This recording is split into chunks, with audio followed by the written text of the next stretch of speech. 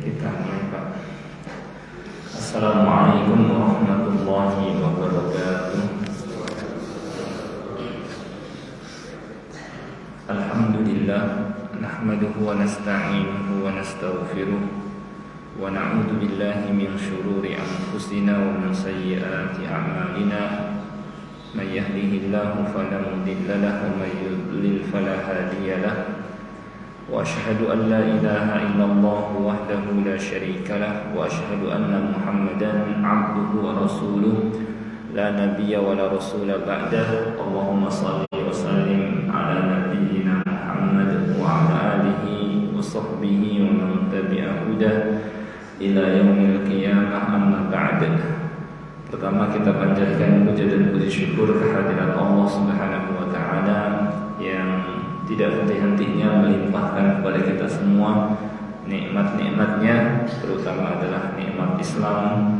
Demikian pula nikmat taufik, dimudahkan kita oleh Allah Subhanahu wa taala untuk dapat melangkahkan kaki kita menuju rumahnya, melaksanakan salah satu perintahnya, yaitu salat subuh berjamaah. Salawat dan salam tidak lupa kita sampaikan kepada Nabi kita Nabi Muhammad sallallahu alaihi wasallam, kepada keluarganya, para sahabatnya dan orang-orang yang mengikutinya hingga hari kiamat.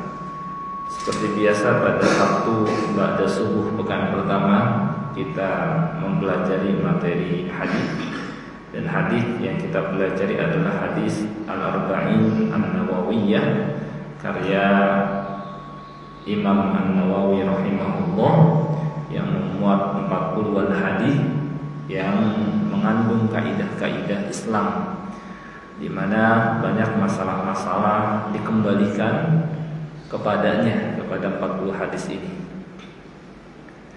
Dan sekarang kalau tidak salah kita masuk ke hadis ke-18. Kalau sebelumnya kita telah mempelajari tentang hakikat ihsan, ya. Sekarang kita masuk ke hadis berikutnya, ya, hadis Abu Dzar, Jundub bin Junadah, dan hadis Mu'adz bin Jabal, ya, radhiyallahu anhuma. Saya bacakan hadisnya terlebih dahulu.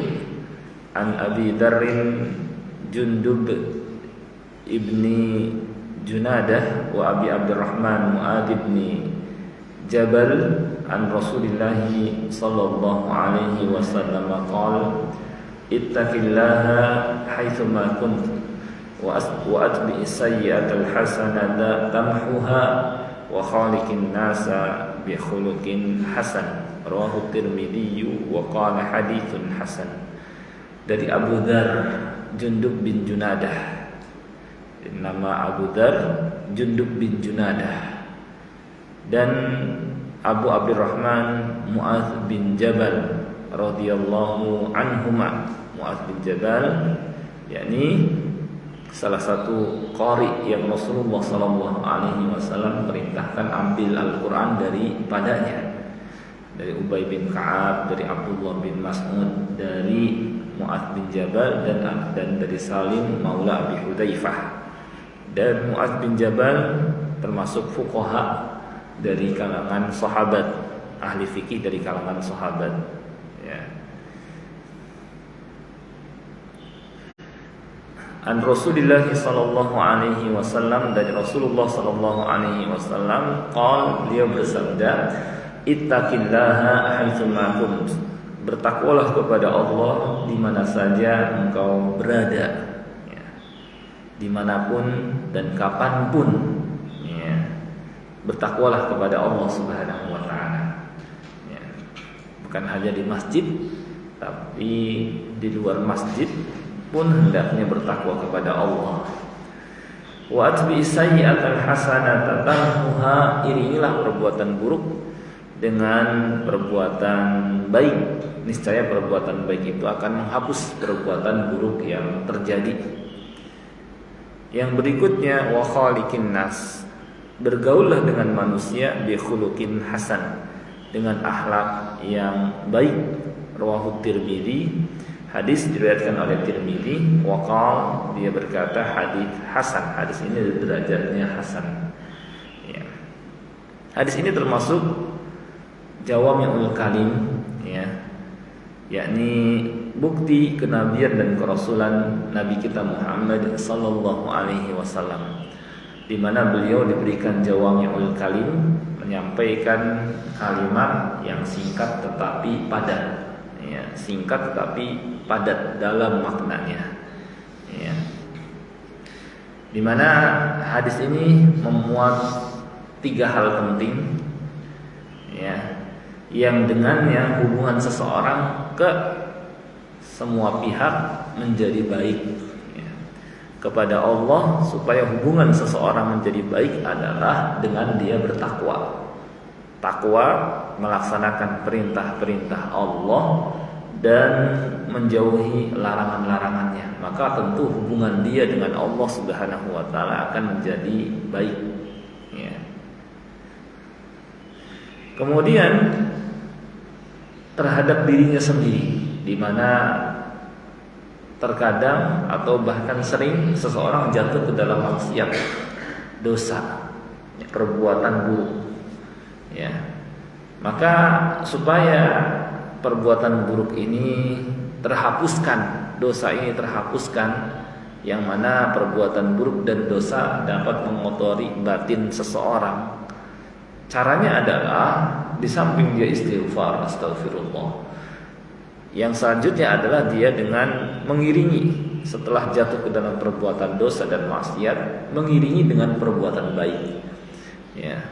Niscaya perbuatan baik ini akan menghapusnya.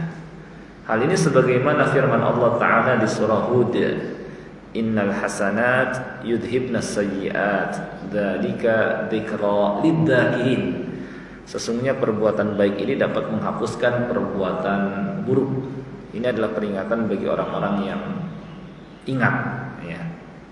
Jadi ketika seseorang jatuh ke dalam maksiat, ya, jangan dibiarkan, segeralah dia istighfar dan kemudian iringi dengan perbuatan baik. Perbuatan baik itu yakni amal soleh, ya, seperti dengan sholat ditambah dengan sholat sunnah, kemudian dengan membaca Al-Quran, dengan berzikir, dengan bersedekah, ya, dan amal soleh lainnya. Ini akan menghapuskan perbuatan-perbuatan buruk yang terjadi.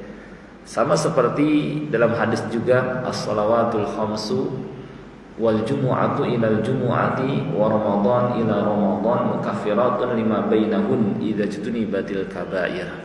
Salat yang 5 waktu, Jumat yang 1 ke Jumat berikutnya, dan puasa Ramadan tahun ini dan tahun berikutnya akan menghapuskan dosa-dosa yang terjadi di antara keduanya ketika dosa-dosa besar dijauhi.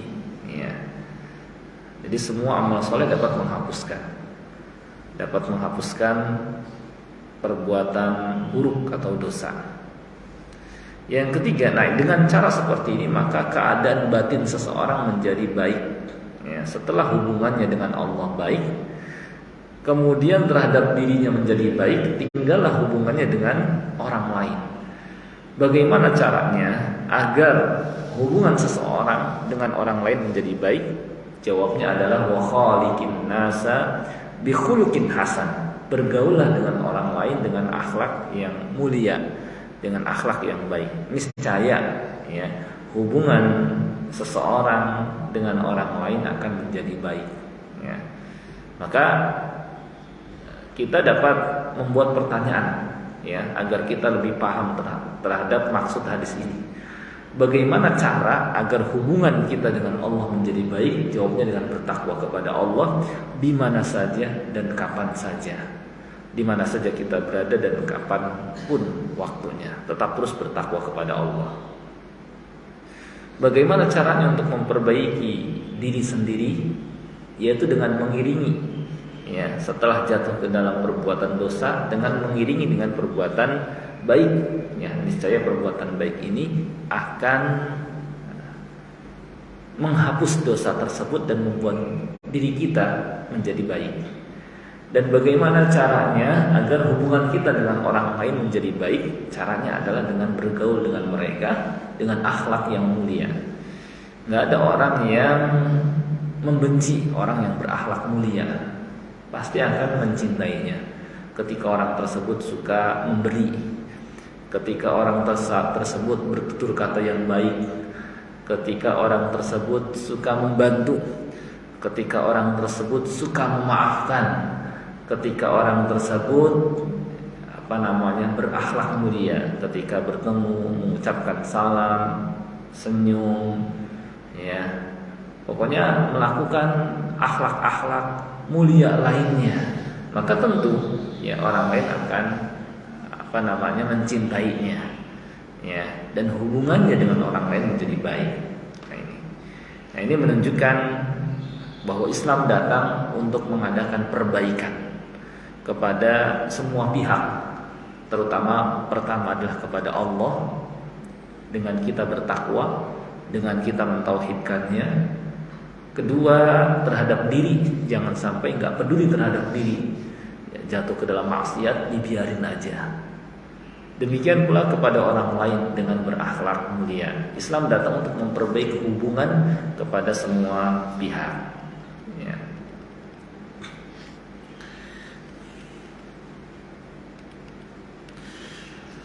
Hadis ini yakni kita dapat menarik banyak kesimpulan atau fawaid, ya. Cuma sebelum disebutkan fawaid atau kesimpulan dari hadis ini, ya, di sini diterangkan keutamaan masing-masing amalan tadi, ya. Dari mulai bertakwa, apa sih keutamaannya? Ya, banyak sekali, ya, banyak sekali. Supaya kita semakin terdorong untuk bertakwa. Di antaranya adalah dengan bertakwa Allah akan mempermudah urusan kita. Wa may yattaqillaha yaj'al lahu min amrihi yusra.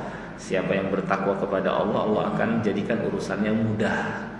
Jadi kalau ingin kita dipermudah urusan kita dalam berbagai hal, ya, kita dapatkan kok gampang banget, ya, maka jalannya juga takwa. Dan kalau umpamanya kita menghadapi kesulitan dalam berbagai hal, jalan keluarnya juga takwa.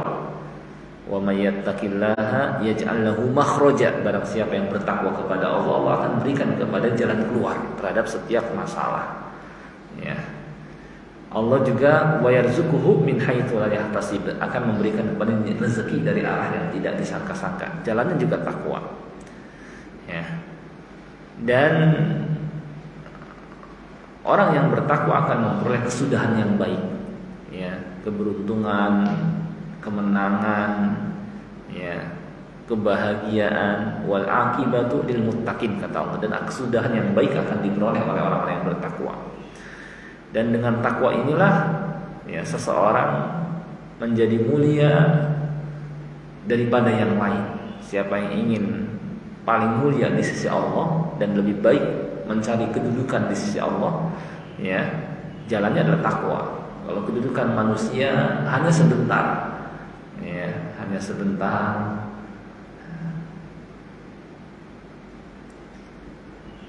Kata Allah, inna akramakum indallahi atqakum. Sesungguhnya orang yang paling mulia, ya, di sisi Allah di antara kalian adalah orang yang bertakwa. Dan ini bisa dilakukan oleh siapa saja, semua kalangan. Orang miskin bisa menjadi mulia karena takwa. Orang kaya bisa menjadi mulia karena takwa, ya. Laki-laki menjadi mulia karena takwa, perempuan menjadi mulia karena takwa, ya. Kemudian juga takwa juga merupakan sebab yang membuat seseorang masuk ke dalam surga, ya. Kata Allah, wa uzlifatil jannatu lil muttaqin, dan akan didekatkan surga kepada orang-orang yang bertakwa. Juga sebab dihapuskan dosa-dosa. Wa may yattaqillaha yukaffir anhu sayyi'atihi wa yu'tim lahu ajra. Siapa yang bertakwa kepada Allah, Allah akan hapuskan dosa-dosanya dan akan Allah banyak besarkan pahala untuknya, ya. Dan keutamaan lainnya dari takwa, ya, di antaranya sebab dibukakan pintu-pintu keberkahan dari langit, dari bumi, ya. Demikian pula sebab untuk meraih kecintaan Allah Subhanahu wa taala dan seterusnya. Ini keutamaan takwa. Sedangkan keutamaan mengiringi perbuatan buruk dengan perbuatan baik, di samping diri kita menjadi baik, diri kita menjadi bersih dari dosa, demikian pula sebagai penolak hukuman dan azab. Ya. Kata Syekhul Islam Ibnu Taimiyah rahimahullah, seorang mukmin ketika melakukan perbuatan maksiat, ya, maka perbuatan maksiat, dosanya ini, hukumannya ini bisa terhindar daripadanya ketika seseorang melakukan 10 hal. Yang pertama, ketika dia bertobat kepada Allah, ya, atau istighfar, kemudian Allah terima tobatnya, ya. Atau dia melakukan perbuatan baik yang menghapuskan dosanya sehingga dia tidak dihukum karena dosanya itu, atau dia didoakan kebaikan oleh saudaranya dan dimintakan ampunan oleh yang lain, ya, atau mendapatkan syafaat, atau Allah Subhanahu wa taala berikan kepada musibah di dunia, atau Allah Subhanahu wa taala berikan sanksi kepada yang di alam kubur atau pada hari kiamat, atau mendapatkan rahmat, ya, dan seterusnya. Nah, intinya dengan dia mengiringi dengan perbuatan baik, ini membuat dosa terhapuskan, sehingga karena dosa terhapus dia tidak lagi dihukum di dunia atau di akhirat. Sedangkan yang ketiga, yakni keutamaan dari bergaul dengan manusia dengan akhlak yang mulia, ya tentu kita akan mendapatkan kecintaan dari Allah Subhanahu wa taala, kemudian kecintaan dari manusia. Kalau hidup dicintai oleh Allah Subhanahu wa taala, kemudian dicintai oleh manusia, maka bumi terasa lapang, rumah yang sempit terasa luas, nyaman, tinggal di mana-mana, ya, karena manusia mencintainya.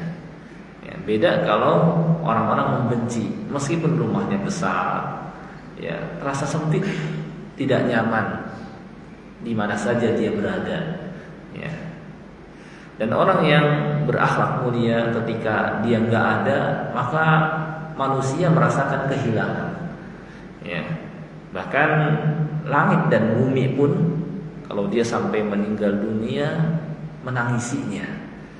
Dalam Al-Quran Allah menerangkan tentang orang yang kebalikan dari ini, ya, orang yang buruk, yang jahat. Allah katakan, fama bakat alaihimus sama wal ardu. Maka terhadap orang yang buruk akhlaknya, langit dan bumi tidak menangisi akan kepergiannya. Menunjukkan kalau terhadap orang yang soleh, berakhlak mulia, maka mereka bersedih, ya, ketika ada orang soleh yang akhlaknya mulia, ya, meninggalkan mereka, akan ditangisi oleh lingkungan langit dan bumi, ya. Dan akhlak yang mulia memiliki juga keutamaan yang besar, ya. Di antaranya adalah sebab yang memasukkan seorang ke surga. Rasulullah SAW pernah ditanya tentang apa amal yang paling banyak memasukkan seorang ke dalam surga.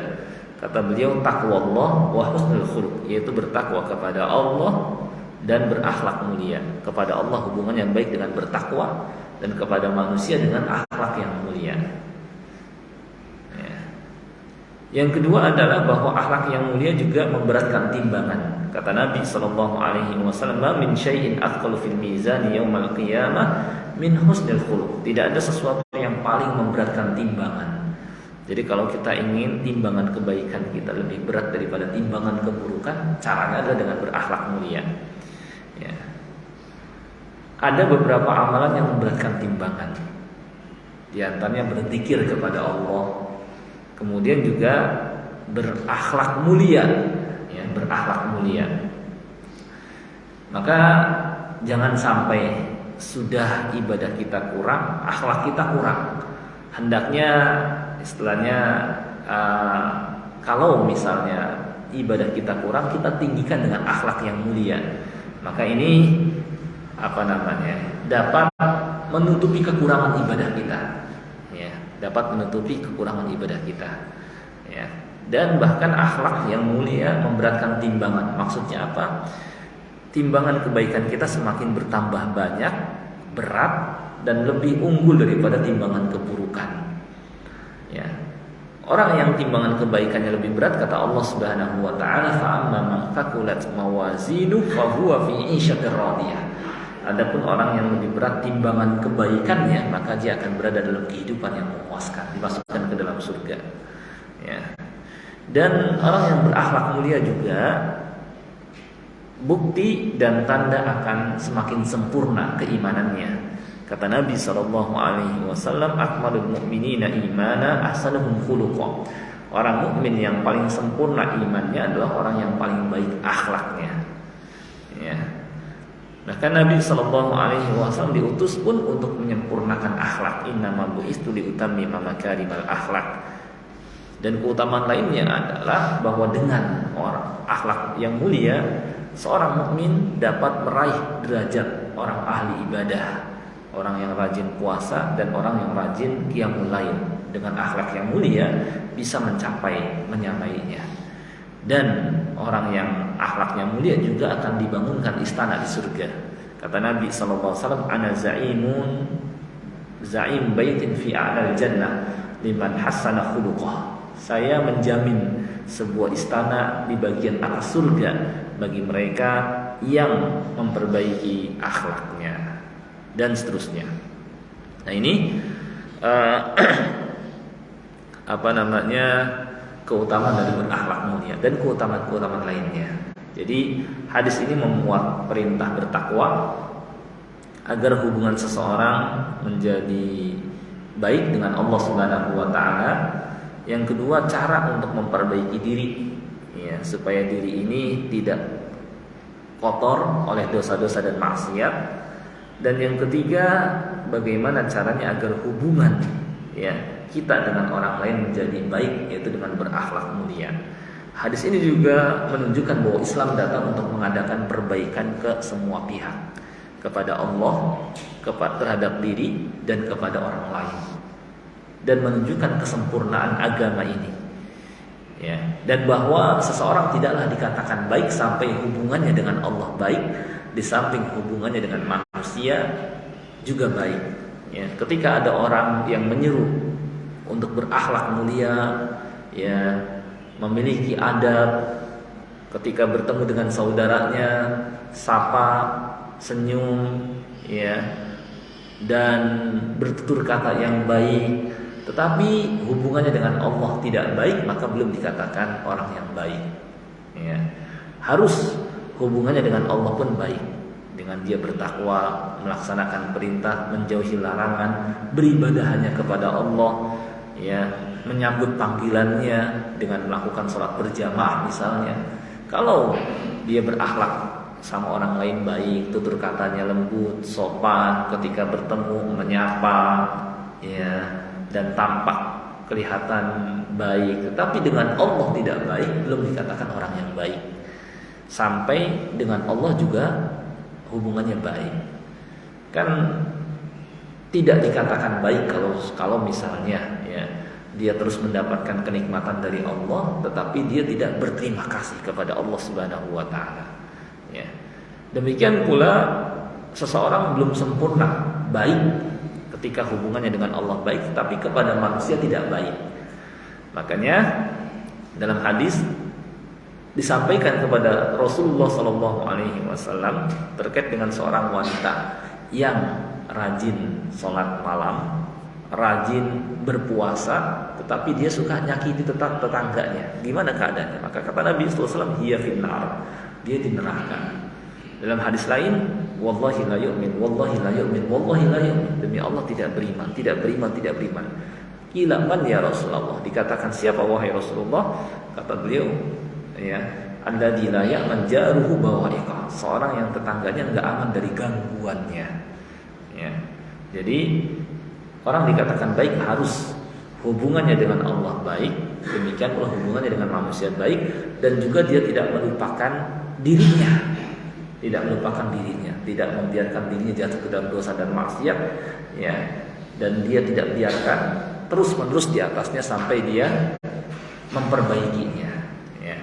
Dan hadis ini termasuk bukti kenabian dan kerasulan Muhammad sallallahu alaihi wasallam, dan bagaimana hadis Nabi sallallahu alaihi wasallam mengandung kalimat yang singkat, padat, ya, atau disebut dengan jawami'ul kalim dan faidah-faidah lainnya. Saya kira ini pelajaran yang dapat kita ambil dari hadis yang mulia ini, ya. Mudah-mudahan satu hadis ini dapat kita pahami maknanya, kandungannya, dan kita dapat mengamalkan konsekuensinya. Baik, sebelum kita tutup, silakan kita adakan kesempatan untuk diskusi dan tanya jawab. Kalau ada yang ditanyakan, silakan. Kalau ada yang bertanya, silakan. Ya, Pak, silakan. Waalaikumsalam warahmatullahi wabarakatuh.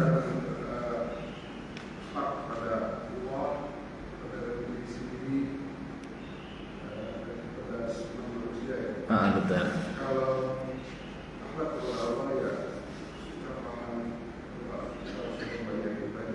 Betul. Betul.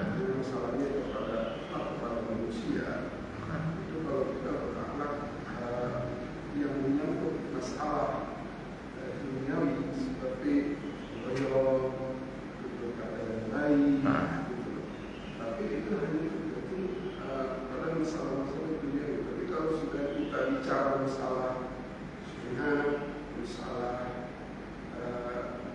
kesyirikan, khurafat, bid'ah, bagaimanapun kita berbicara, pasti mereka menganggap. Iya, betul. Bagaimana kita harus berakhlak, ya, supaya kita berakhlak, supaya artinya apa yang kita sampaikan itu tidak membuat mereka itu, ya. Tidak berkenaan, tapi kenyataannya tetap sebenarnya kebanyakannya seperti itu. Dibenci. Keluarga sendiri juga. Itu bagaimana seperti itu? Bagaimana kita harus bertutur kata untuk menyampaikan hal yang sebenarnya itu lebih menjadi yang lebih baik. Betul. Iya, betul, masya Allah. Jadi Nabi SAW pernah bersabda kepada Abu Dzar juga, "Qulil haqqa walau kana murra." Katakan yang benar meskipun pahit akibatnya, konsekuensinya, ya. Katakan yang hak. Yang benar itu benar, yang batil itu batil. Yang sunnah itu sunnah, yang bid'ah itu bid'ah, yang tauhid itu tauhid, yang syirik itu syirik. Ya. Jangan karena ingin mencari keridhaan manusia kemudian kita pelintir, ya. Yang istilahnya keliru, yang salah kita nggak apa-apa misalnya. Jadi akan samar yang hak itu di tengah-tengah manusia. Dalam hal ini istilahnya kita tidak termasuk sebagai orang yang tidak baik, maksudnya yang bertutur kata yang istilahnya tidak baik, karena kita bertutur kata yang baik, berkata yang hak, menerangkan yang hak itu termasuk bertutur kata yang baik, ya, meskipun konsekuensinya tadi mungkin ada orang yang membenci, karena kita diperintahkan oleh Allah Subhanahu wa taala beramar ma'ruf dan bernahi mungkar, ya. Di surah Luqman, wa'mur bil ma'rufi wanha 'anil munkar wasbir 'ala ma asabak. Tetaplah suruh orang lain mengerjakan yang ma'ruf, cegah dari yang mungkar, dan bersabarlah terhadap musibah yang menimpamu atau akibat dari melakukan hal itu. Kemudian engkau dimusuhi, engkau dibenci, ya. Bahkan dalam hal ini kita lebih mengutamakan keridhaan Allah Subhanahu wa taala, ya, bukan keridhaan manusia, ya. Dan ini bukan menunjukkan bahwa kita berarti hubungan kita dengan orang lain tidak baik, ya. Karena dengan kita tetap terus setelahnya beramar ma'ruf, bernahi mungkar, mengingatkan, tanda kita ini menginginkan kebaikan buatnya. Ya, ada orang yang salah jalan, kemudian kita ingatkan, mau ke tempat tujuan bukan lewat situ, tapi lewat sini. Itu kan baik. Ada orang ketika melakukan hal yang membahayakan, kita ingatkan. Itu yang baik. Ya, sama seperti ketika orang naik motor, kemudian standarnya ke bawah. Kalau dia miring khawatir jatuh, kalau belok maka kita ingatkan, itu standarnya dinaikin. Maka harusnya orang yang diingatkan berterima kasih, bukan malah kemudian membenci, marah-marah, dan dia berterima kasih karena telah diingatkan. Yang kalau dibiarkan terus dia keliru, salah jalan, nyasar, dan membahayakan dirinya. Maka yang baik dalam hal ini adalah dia mengingatkan, menerangkan. Dan tentu dalam melakukan amar ma'ruf dan nahi mungkar juga ada adab-adab yang perlu diperhatikan. Di antaranya kita mengingatkan dengan cara yang baik, tidak di depan umum misalnya, supaya tidak jatuh harga dirinya. Demikian pula dengan kita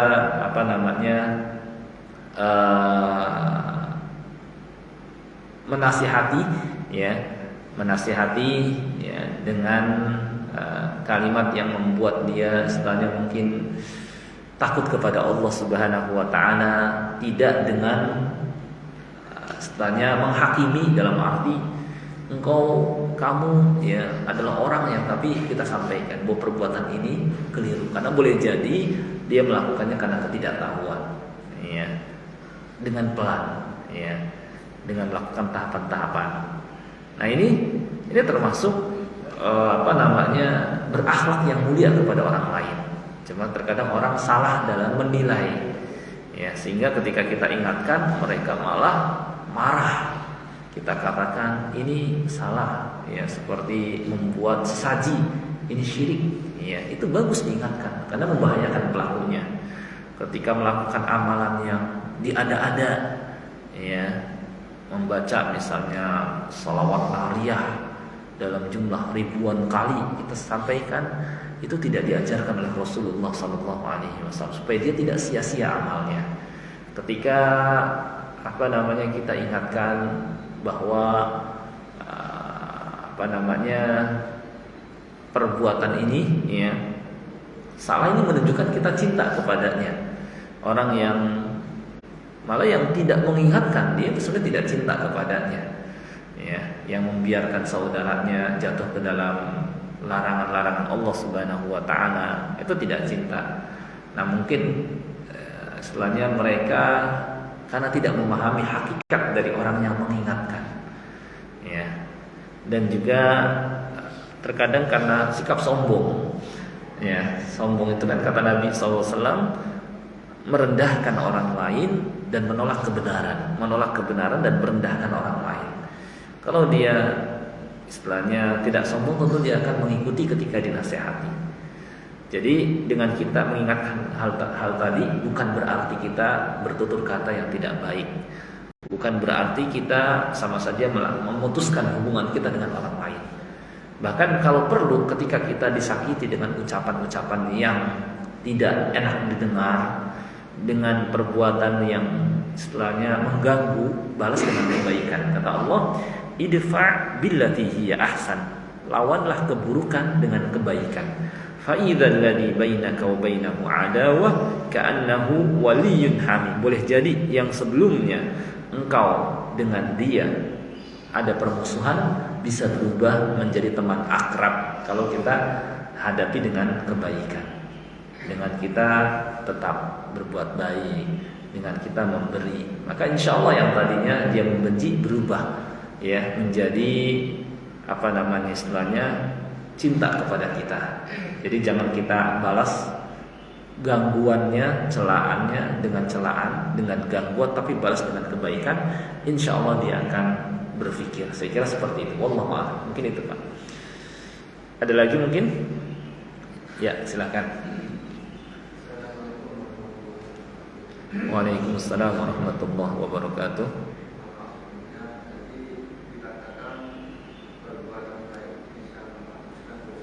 Betul.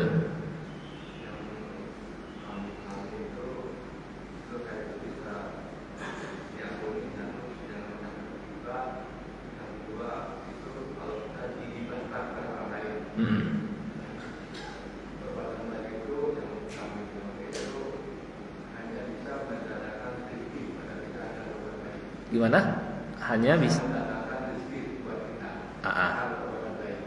Maka saya ingin melihatkan apakah dia perbuatan baik itu menghapuskan dosa. Kalau tadi yang pertama, Nah ini, kan dikatakan perbuatan baik bisa menghapuskan dosa. betul. Yang kami pernah dengar sih, dosa itu bisa dihapus dengan kita minta ampun kepada Allah kayak istighfar. Dan kalau kita dihibahkan ke orang lain. Ya. Yang kami pahami itu, kalau kita berbuat baik itu bisa mendatangkan rezeki buat kita. Betul. Bukan untuk menghapuskan dosa. Betul. Itu. Ya. Jadi perbuatan baik ini memiliki banyak keutamaan. Ya.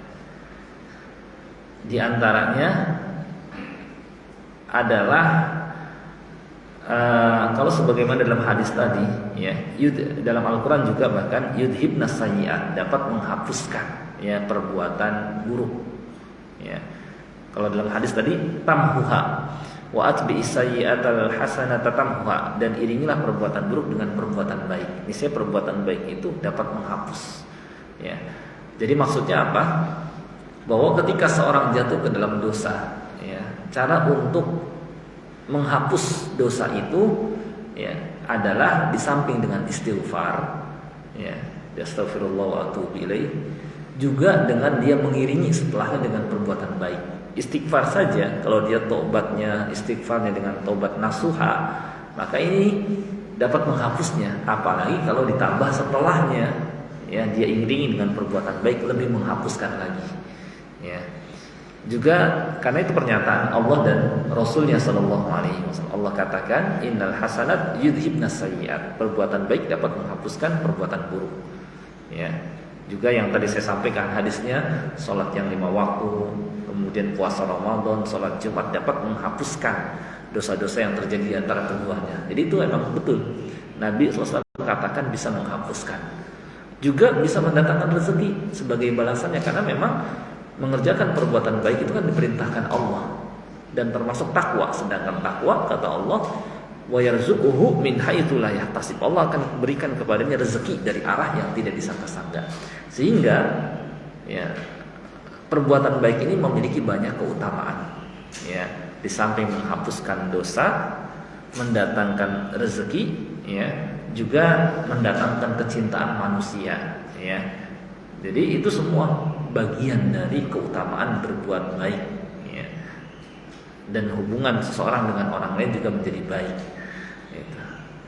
Jadi bukan hanya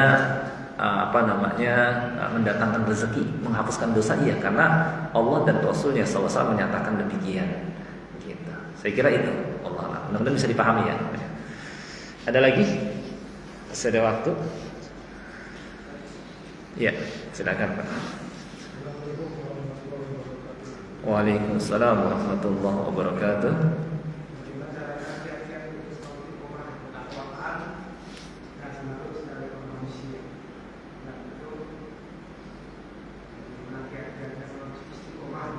Oh, kiat-kiat supaya tetap istiqomah bertakwa, ya. Betul.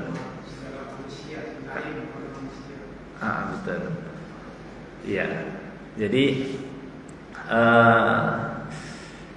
terkadang kita jatuh ke dalam dosa, karena memang manusia, Rasulullah SAW katakan kullu bani Adam khata'un, setiap manusia pasti punya salah, wa khairul khata'in at-tawwabun, dan setiap orang yang melakukan kesalahan, ya,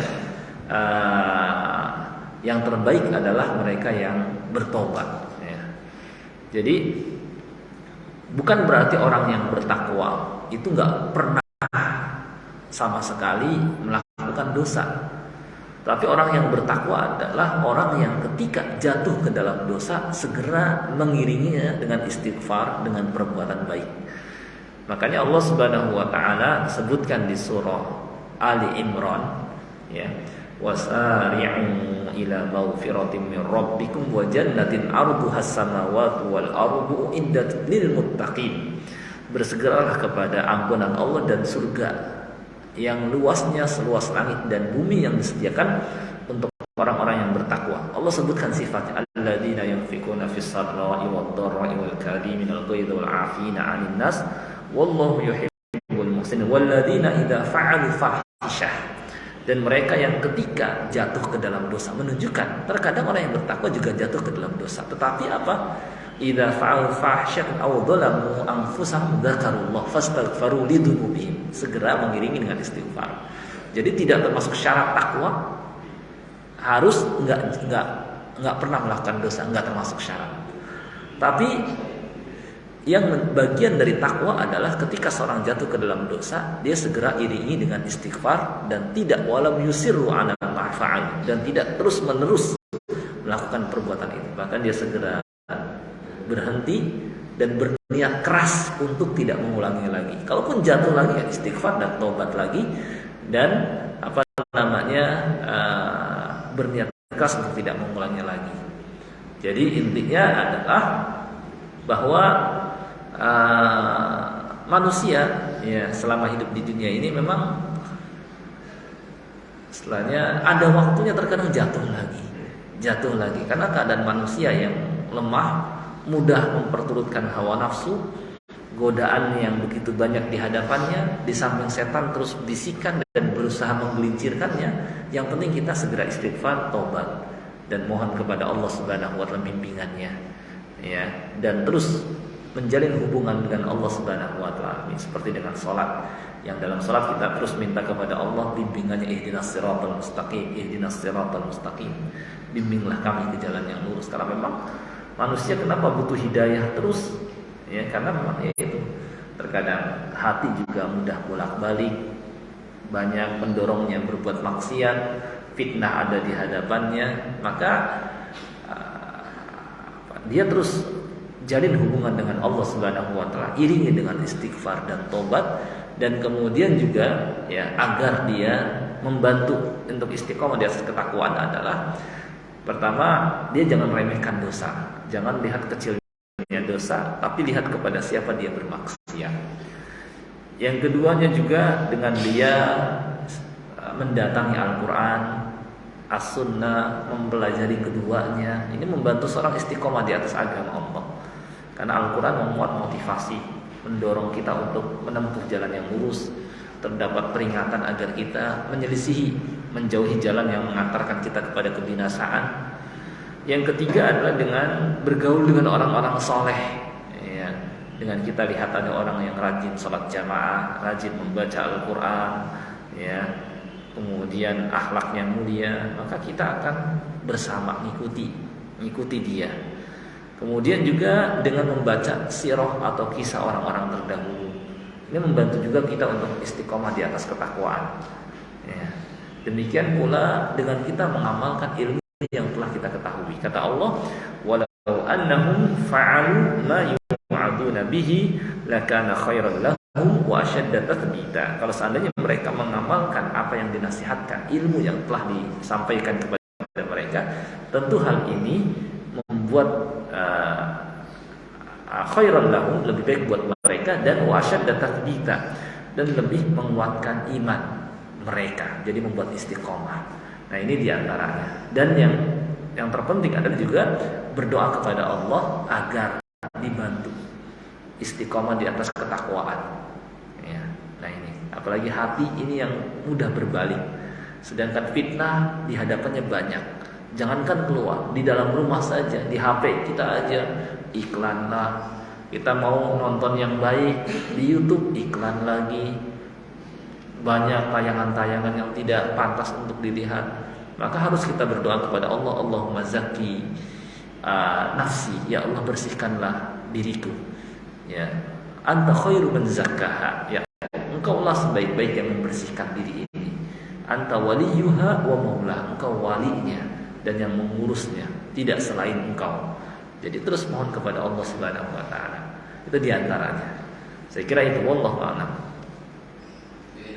Ya, silakan Pak. Masalah Betul? Jadi kadang-kadang kita menipu kita nih melebaran nih. Iya betul. Jadi Baru. habis selesai kita. Kan dikatakan segalanya dikata seperti lagi.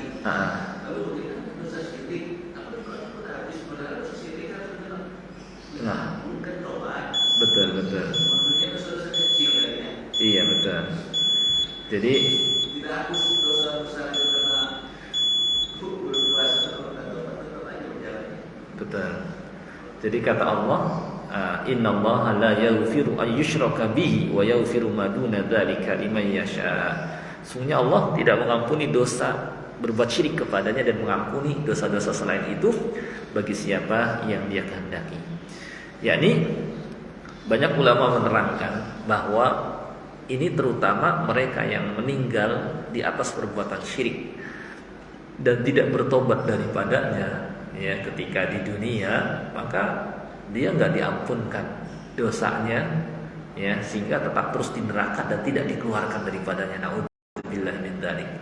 Tapi kalau ketika di dunia, sebelum meninggal dunia, dia segera bertobat, kemudian mentauhidkan Allah, masuk ke dalam agama Islam, ya, itu kan sudah dia menyatakan tauhid, maka Allah akan ampuni dosa-dosanya dulu ketika menyembah selain Allah, berbuat syirik dan lain sebagainya.